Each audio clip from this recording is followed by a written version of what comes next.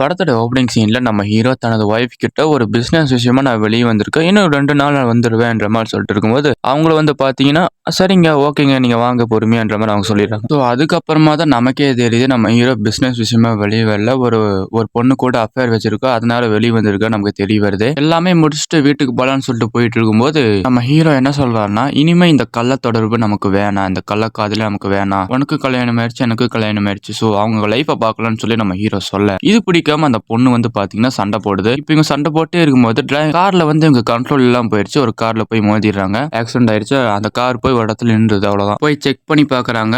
அந்த பையன் வந்து இறந்து போய் கிடக்குறான். இவங்க 2 பேரும் சண்டை போட்டே இருக்கும்போது கரெக்டா அங்க இடத்துல ஒரு கார் ஒன்று வருது. அவங்க வந்து என்ன கேட்கணும், என்ன மேடம் ஏதோ பிரச்சனையான்னு சொல்லி கேட்கும்போது, இல்லைங்க இவன் வந்து என் கார் அடிச்சிட்டான். அதுக்கான பில்லு தான் வந்து அங்கிட்டு கேட்டிருக்கோன்ற மாதிரி சொல்லிட்டு நம்ம ஹீரோயின் சமாளிக்க ஆரம்பிக்கிறாங்க. திடீர்னு அந்த கார்ல வந்து ஒரு போன் கால் வருது. நம்ம ஹீரோயின் போய் எடுத்து சமாளிக்க ஆரம்பிக்கிறாங்க. ஒன்னும் இல்ல, பேங்க்ல இருந்து லோன் என்னமோ சொல்லி கேட்டிருக்கிறாங்கன்ற மாதிரி சொல்லி சமாளிக்கும் போது அவரு வந்து பாத்தீங்கன்னா, ஓகே மேடம் நாங்க இந்த கிளம்புறேன். அப்போது பார்த்து கார்ல வந்து பாத்தீங்கன்னா ஒரு ரத்தம் கொட்டுற சீன் இருக்கும் பாருங்க. அது வந்து இவர் பார்த்தாரா இல்லையான்ற நமக்கு தெரியல. அவர் பாட்டுக்கு அங்கிருந்து போயிடுறாரு. இந்த இடத்துல நம்ம ஹீரோ என்ன பண்றாங்கன்னா, இந்த கார் எடுத்துட்டு போய் பக்கத்துல வந்து பாத்தீங்கன்னா ஒரு ஆறு இருக்கும். அங்க போய் விட்டுடுன்ற மாதிரி நம்ம ஹீரோன்னு சொல்றாங்க. உன் கார் வந்து பாத்தீங்கன்னா நான் எடுத்து போயிடுறேன்ற மாதிரி நம்ம ஹீரோன்னு சொல்லும்போது ஓகேன்னு சொல்லி நம்ம ஹீரோ அங்கிருந்து கிளம்பிடுறாரு. அந்த இடத்துல ஒரு பெரியவர் வராரு. என்னம்மா வழி மாறி வந்துட்டீங்களா? நீங்க வேணா என் வீட்டுல தங்கிக்கோங்களேன்ற மாதிரி நம்ம அவங்க கேட்கும் போது நம்ம ஹீரோயினுக்கு முடியாத சொல்றாங்கன்னு நினைக்கும் போது தான் தெரியுது நம்ம ஹீரோ வந்து பாத்தீங்கன்னா அந்த இடத்துல வரவே இல்லை.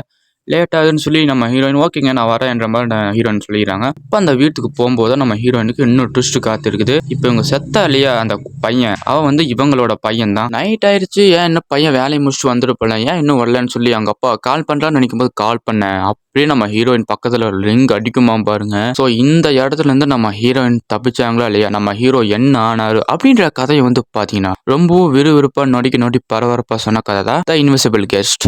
ஸோ நீங்க இன்னும் இந்த மாதிரி முழு கதைகள் கேட்கணும்னா நம்ம சேனலை சப்ஸ்கிரைப் பண்ணிக்கோங்க. பக்கத்துல பெல் ஐகானை பிரஸ் பண்ணிக்கோங்க. அப்புறம் தான் டெய்லி போடுற வீடியோ உங்க போனை வந்து ரீச் ஆகும்.